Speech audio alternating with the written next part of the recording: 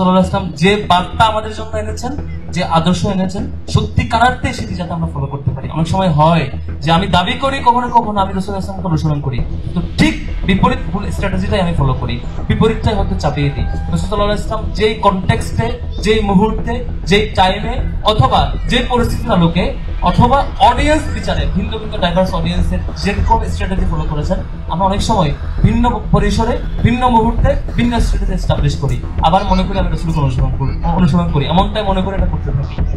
আমাদের প্রত্যেকের করণীয় থাকবে, শুধু গানে গানে না, আজকে গানে গানে হচ্ছে, বাসায় যেও আমার করণীয় থাকবে, রবিউল আউয়াল পার হয়ে গেলেও আমার করণীয় থাকবে আমাদের প্রত্যেকে আল্লাহ রাসূলকে বোঝা, তার লাইফের ধরনকে বোঝা, স্ট্র্যাটেজিকে বোঝা, এবং আমাদের প্রত্যেকের লাইফকে, আচরণকে, কথাকে, উদ্দেশ্যকে, আদর্শকে এবং চালচলনকে রাসূলুল্লাহ সাল্লাল্লাহু আলাইহি ওয়াসাল্লামের আলোয় আলোকিত করে। আল্লাহ রাব্বুল আলামিন আমাদেরকে সেই পথে কবুল করে। তোমার তৌফিক ইল্লা বিল্লাহ। শশাসকে আবারও ধন্যবাদ। আসসালামু আলাইকুম।